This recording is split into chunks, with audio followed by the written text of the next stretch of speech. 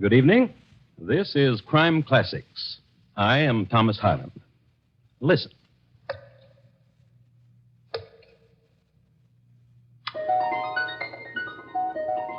The man in nondescript uniform dropping stones into that well is a mercenary soldier, more recently a deserter.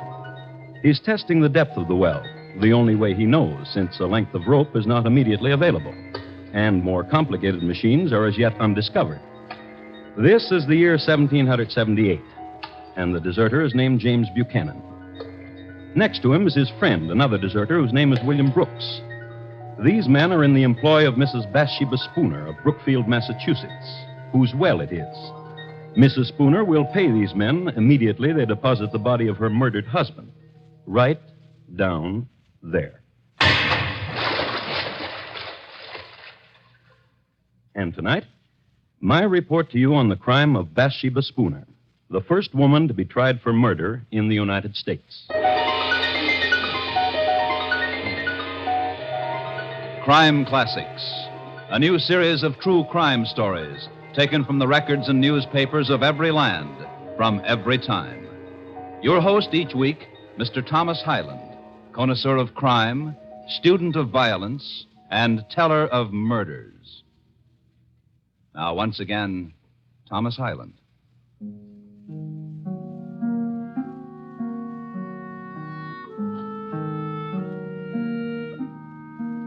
The place is Brookfield, Massachusetts, the year 1778.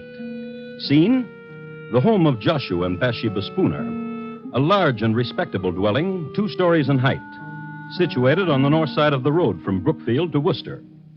In the front of it, and nearly opposite on the south side of the road, are stately elms and a well. And in the living room, there's this. What manner of woman are you, Bathsheba? There's no content in you and no happiness. And what happiness have you given me? A life that dies quickly, cooking and sewing, and from you, drunken sleep. And you've not answered me. You would like to see me dead, would you not? Listen to me, Joshua. When you returned this morning from Worcester, my heart sank in me. I'd hoped you wouldn't come back. That I would have an accident. That in some way I would be killed. Yes. That you would be free then. Yes. To walk the town, newly widowed with a wandering eye. Yes. And you listen, shrew. I am your husband, and I'm your lover, and that's the way things are. Old man! Old man!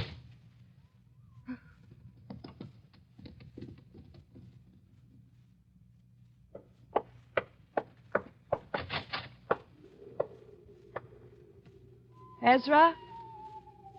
Ezra? I've been waiting. Bathsheba. Wait. No more waiting, Bathsheba. The time I was away from you with your husband in Worcester. The thinking about you. And there'll be more waiting. Until it's done.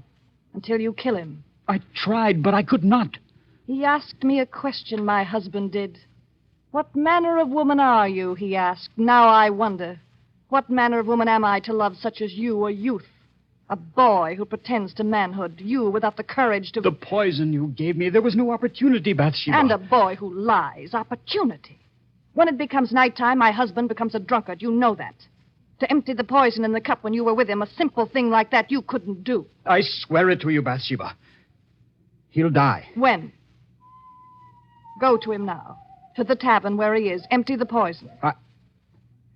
I threw the poison away. With no courage. Bathsheba. Speak my name and bedevil yourself with it. Just kiss me, Bathsheba. No kisses. No secret whisperings. None of that. No more. Until my husband is dead. Laugh then. You'll see I mean it. There's a wench, Bathsheba, at the other end of town. And she watches me when I walk by. Then go to her. All right. Wait. Don't leave me. You almost let me go. Boy, you... Bathsheba. Kill him. Kill my husband. Later.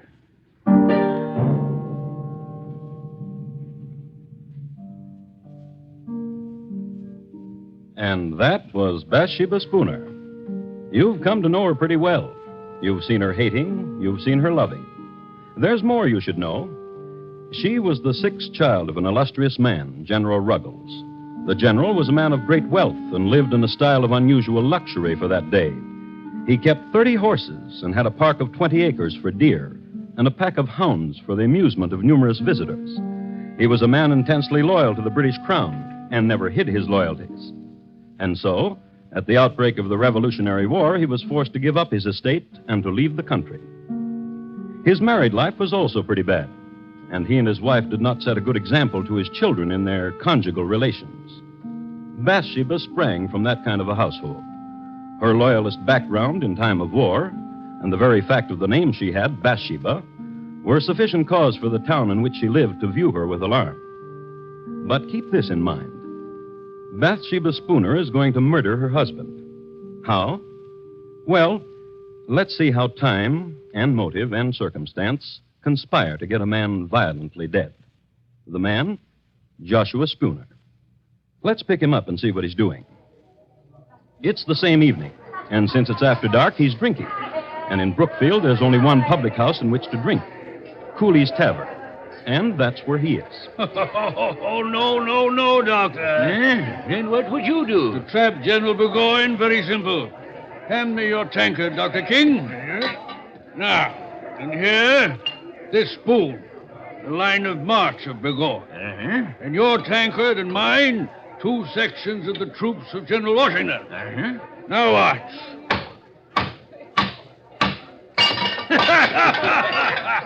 And that's how we take care of General Burgoyne. Yeah. Barkeep, more ale.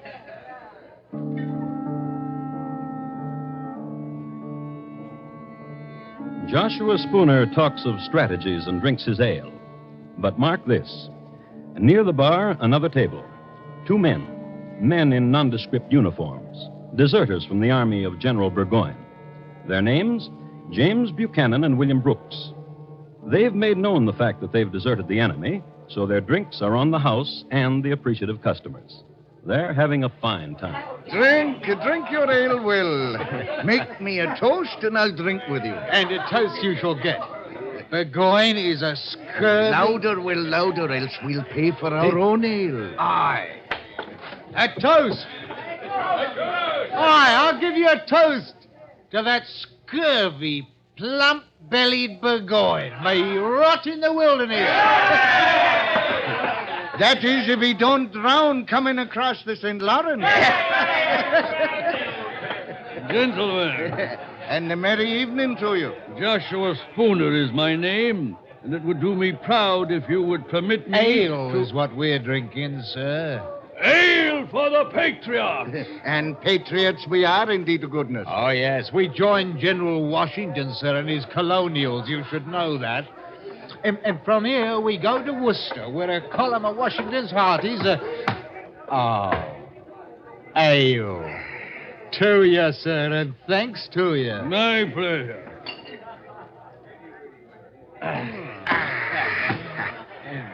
Willie, your tankard is dry, and so is mine. If you will permit me, gentlemen, it would be my pleasure. My pleasure indeed.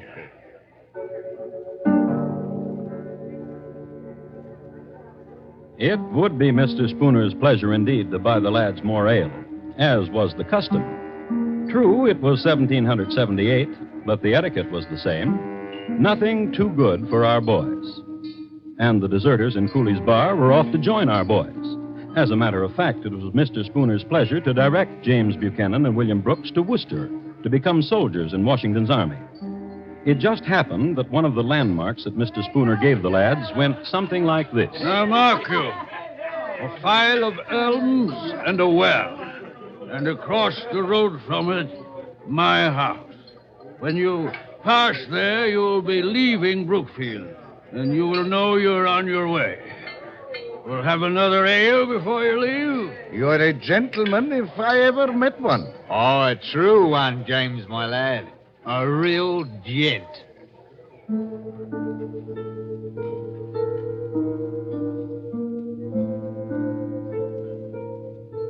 So they touched tankards, the deserters and Joshua Spooner, and they made tearful farewell. And the deserters left and walked the road toward where the elms were, and a house, and a well. Let's go on ahead of them. Let's get back to the lady. Bathsheba is home. Bathsheba is fixing her hair. And the youth Ezra, he's tying into it night ribbons, a lover's tender gesture. Their talk, however, is shocking. Perhaps you're right. Perhaps the best way is not to poison him. I say shoot him. Perhaps, in such a way as to make it appear as an accident. Will you shoot him, Ezra? Tightly with the ribbon, dear. Ezra? I have not the courage for it. But you know of guns and shooting. You were in the army for a year. I marched. I shot no one. I marched upon an ambush and was wounded. Myself, I never pulled a trigger. If not you to kill him, Ezra, then someone. Yes. Turn from your mirror, Bathsheba, and look at me. Oh, listen. Do you hear? Yes. Drunkards. Someone. Go to the window. Drunkards. 2 of them by the moon. British deserters. I've seen them in town. Call to them. Bathsheba. Call to them. Hello! You there! What do you want? I'll talk to them. A lady wants to talk to you. A lady? At a lady's service any time. Let them in, Ezra.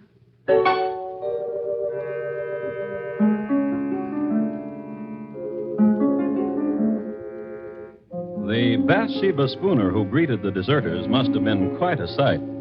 Tall, long hair, and blue ribbons. There must have been a fire in the fireplace, and in all probability she was standing in front of it. Her manner was gracious, and she was smiling. Ezra served the liquor. All in all, it was the nicest thing that could possibly have happened to 2 fellows who had deserted General Burgoyne. And now, gentlemen, a question. We bow. Bow, James, my lad. Say on, my lady. How would you gentlemen like 500 pounds to see you on your long journey? Merchanul, 'twould warm the cockles, wouldn't it, Will?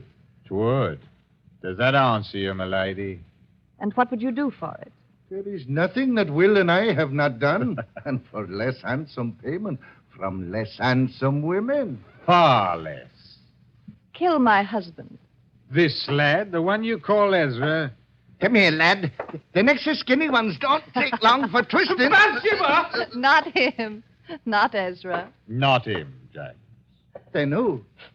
My husband will return from his drinking. Will you wait for him? Kill him? When he returns, meet him outside at the door and greet him. Will you? Not only for the money, dear lady, but for the pleasure of your presence to 2 tired soldiers. Right, James? It's the truth.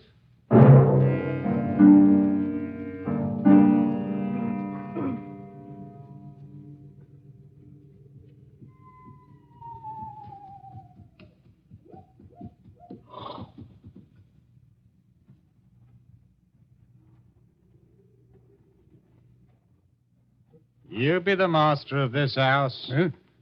Yeah. And you are the 2... That we be.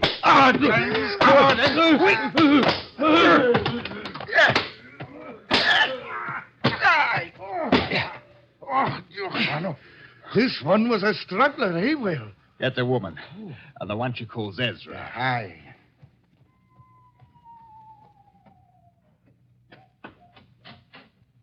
Mrs. Spooner, come see. It is done.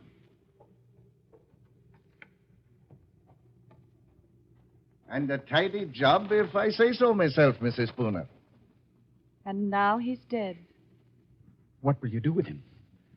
There's a well across the road. Aye. Give us a hand, James. And you, Ezra. There. I'll walk with you.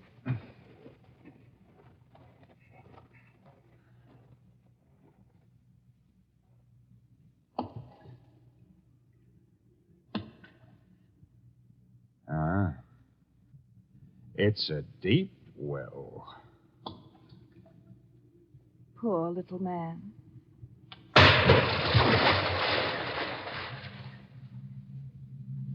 And that's how Joshua Spooner died. And that's how Bathsheba Spooner killed him.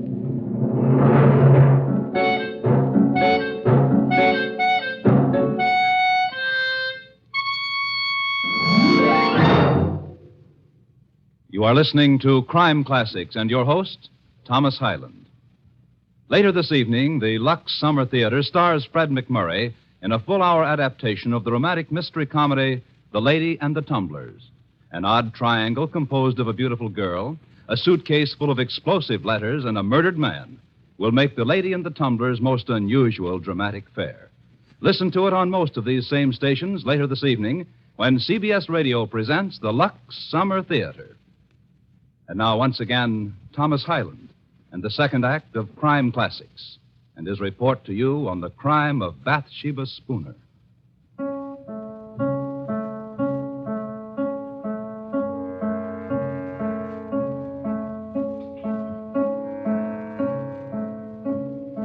Listen to this. It's awful and dread, this tale that I tell. Joshua Spooner lies dead in a well in Brookfield town in 78 from 6 stout whacks across the pate. Small poem by an anonymous contributor to the Worcester Spy, the local newspaper of the day. A change of scene now. Across the road from a cold well into a warm living room.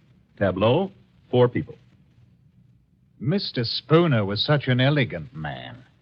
What will become of his clothes in his closet and his horse?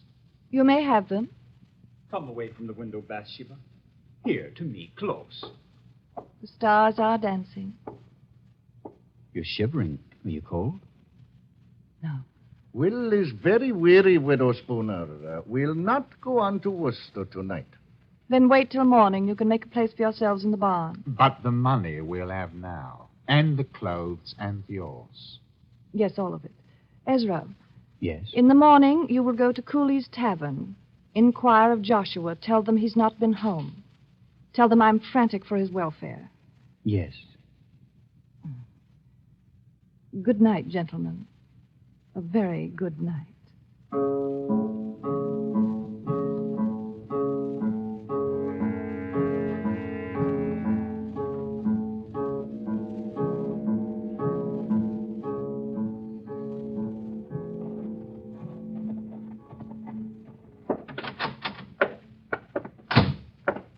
Mr. Cooley. Aye? Hot grog on a nippy morning, Mr. Ross? I've been sent to inquire of Joshua Spooner. Who sent you? The wife of him, Bathsheba. Did she now? And why? Last night he did not return home, and Mrs. Spooner is frantic for his welfare. Not home? Well, he's not here. Last night he sat right there, my lad, and discussed military strategies with the doctor. Then, to the best of my knowledge, he went home. Dr. King. Doctor, wake up. Please, Doctor, wake up. It's important. What is it? What? Where is Joshua Spooner? Where is he? Mr. Cooley says he sat with you last night. Well, as he did, then left me. He's not home. What? Mrs. Spooner sent me to fetch him. She's troubled that he's not returned. But where else could he have gone if not to his wife? We must find him, Doctor. Yes, by all means.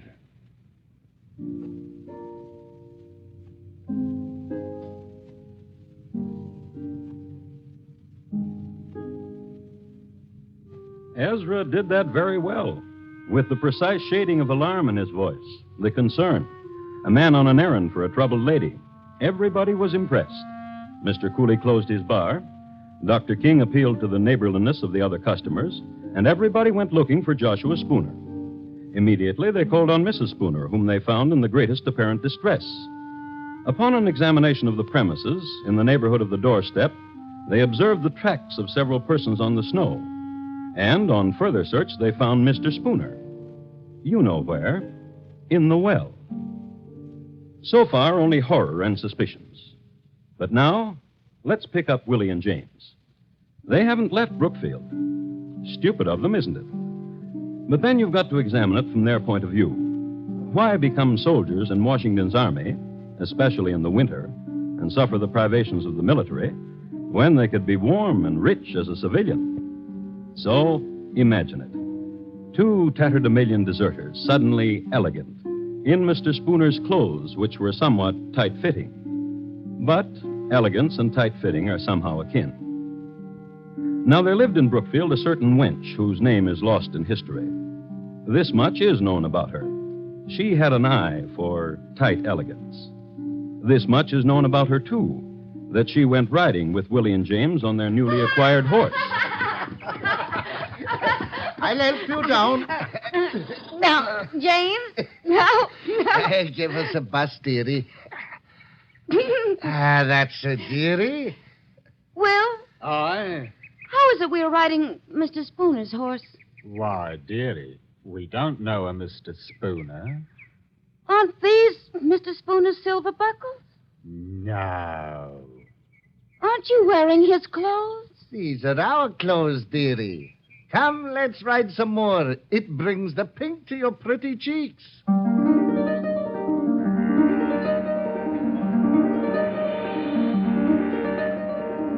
But the cat was out of the bag. The girl told her mother, and her mother her father. And it so happened that her father was at that moment on his way to look for the murderers of Joshua Spooner. So the father told some neighbors, and they located James and Willie, brought them all together. The two deserters, Ezra and Bathsheba. And this is what happened.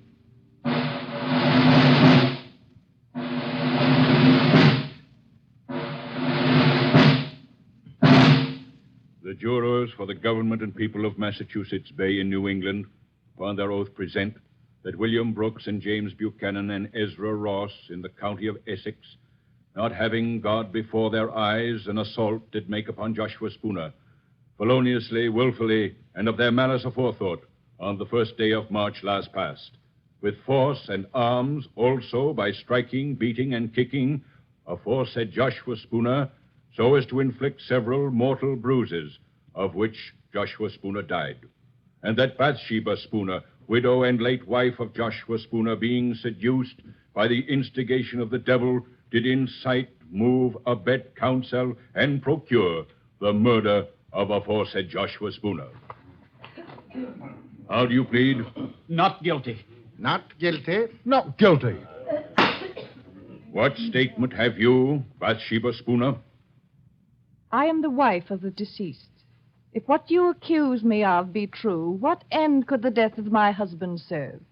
Were there any reasons, persuading, hopes, inviting, or advantages arising from the death of my husband? By depriving myself of husband, I would subject myself to the burdens of a widow. If I hated my husband, as such has been said, could I not have separated from him, gone to my father or to my brothers? What foolishness is this to say I've loved Ezra Ross, when one of my station might have any gallant I please? Gentlemen, if I be guilty, I was not of sound mind.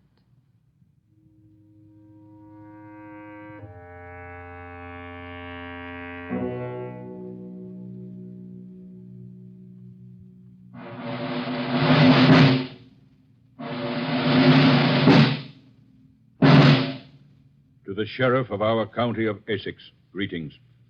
We command you that on Thursday, the 4th day of June next, between the hours of 12 and 4 of the clock in the afternoon, you cause William Brooks, James Buchanan, Ezra Ross, and Bathsheba Spooner to be conveyed from our jail, where they are now in your custody, to the usual place of execution, and there to be hanged by the neck until their bodies be dead.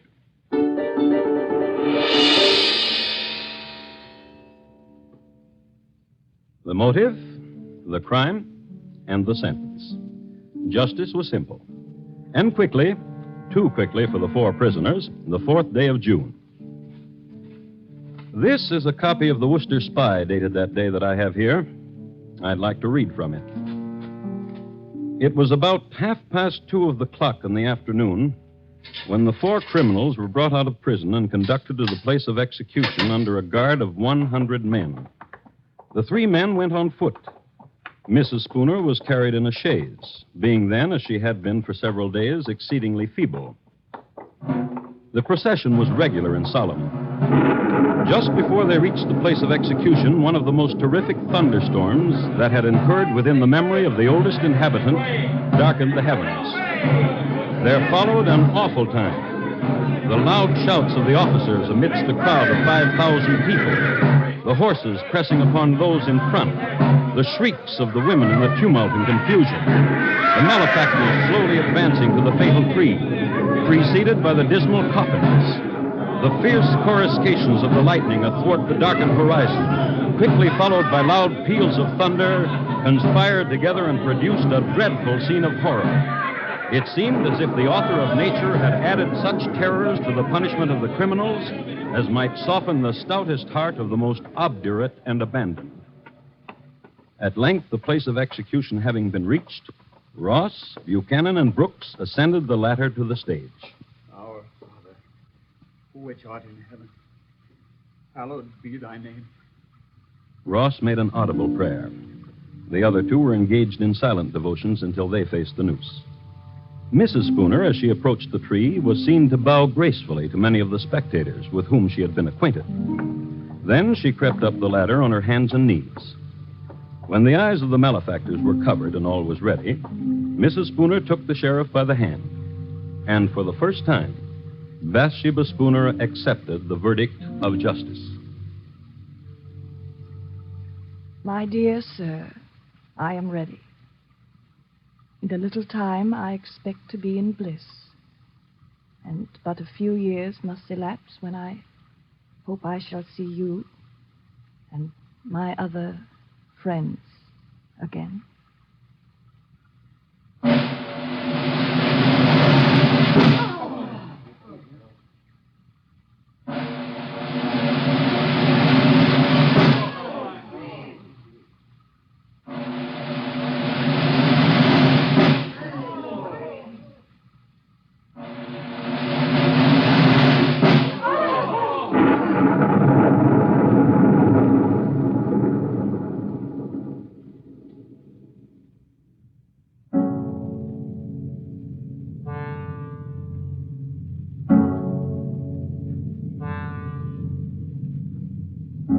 And that's the way the newspaper recorded it. This has been my report of the crime of Bathsheba Spooner, the first woman tried and executed for murder in the United States.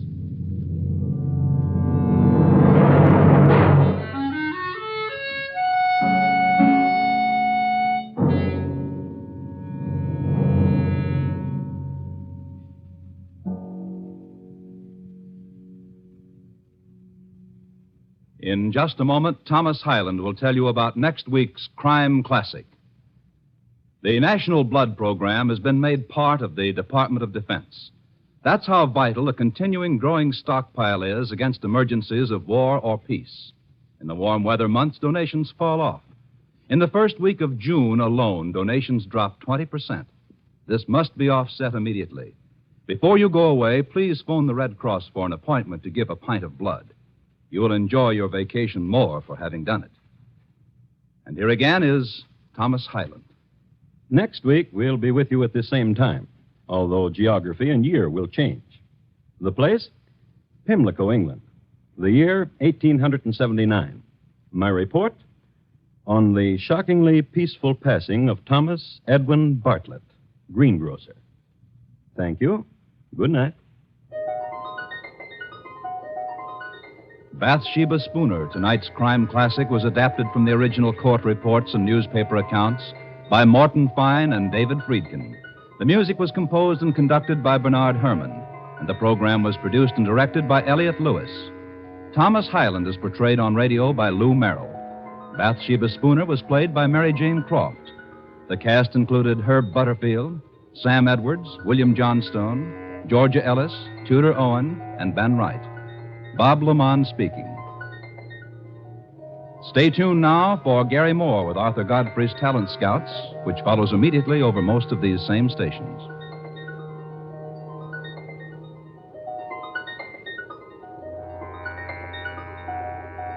And remember, for mystery mixed with merriment, join Mr. and Mrs. North Tuesday evenings on the CBS Radio Network.